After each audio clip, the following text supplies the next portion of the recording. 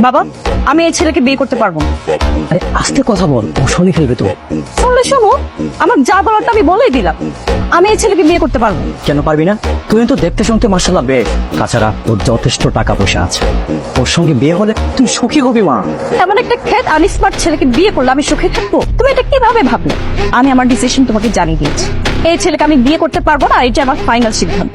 আর আমারও ফাইনাল কথা তোকে জানিয়ে রাখছি, বিয়ে যদি করতেই হয় তোকে তুহিনকে করতে হবে, কারণ আমি তুহিনের বাবাকে কথা দিয়েছি।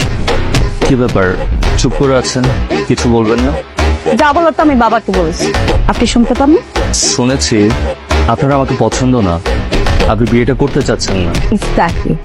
এখন আপনিও যান আপনার বাবাকে গিয়ে বলেন বিয়েটা ক্যান্সেল করতে।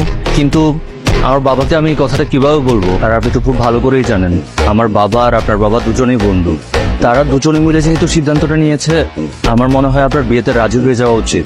এই, আপনি কি বুঝতে পারছেন না আপনার সাথে আমার যায় না? আপনি নিজে থেকে কখনো তাকিয়ে দেখেছেন? আপনার তো সামান্য ড্রেসিং আর হেয়ার স্টাইলের সেন্সটাও নাই। সামান্য ড্রেস আর হেয়ার স্টাইল দেখে আমাকে জাজ করে ফেললেন। আর এসব কিছু তো চাইলেই চেঞ্জ করা সম্ভব। তাহলে করেননি কেন? আমি আসলে এইভাবে থাকতেই কমফোর্টেবল।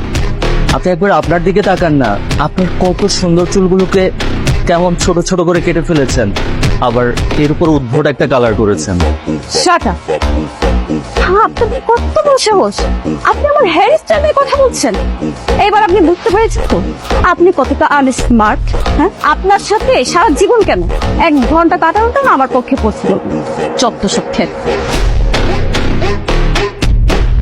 এই, কি প্রবলেম আপনার? কিসের প্রবলেম? আমার তো কোনো প্রবলেম নেই।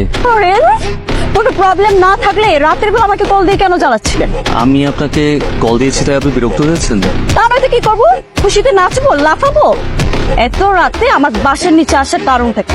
আমাদের বিয়ের তো আর মাত্র কদিন বাকি, আর দিনের বেলাও আপনার সাথে সেভাবে কথা বলার সুযোগ হয়ে ওঠে না। দেখা যায় আপনি সবসময় দিনের বেলা আপনার ফ্রেন্ডসদেরকে নিয়ে বিজি থাকেন, তাই ভাবলাম রাতের বেলা যদি আপনাকে কল দিয়ে দেখা করতে বলি, তাহলে আপনার সাথে দেখাও হলো, সেই সুবাদে কথাও বলা হবে। কি বলবেন বলে শুনতেছি। আমাদের বিয়ে তো খুব শিগগিরই। আমাদের বিয়ে নিয়ে কি কি প্ল্যান করেছেন আপনি? এক্সকিউজ মি, আপনি কিভাবে চিন্তা করলেন যে আমি আপনাকে বিয়ে করব?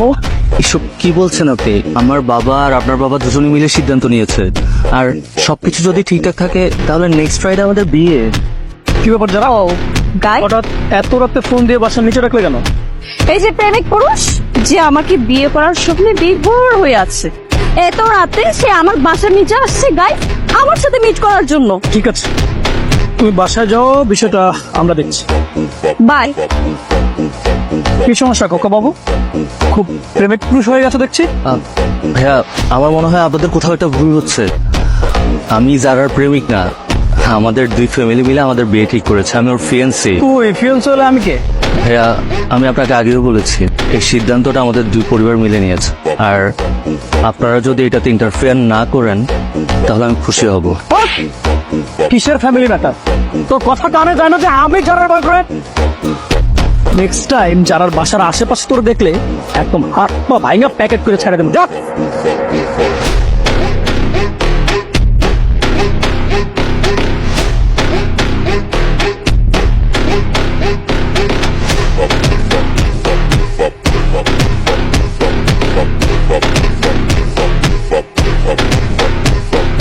তোমাকে বলেছিলাম না যারা, ওই হচ্ছে যারা।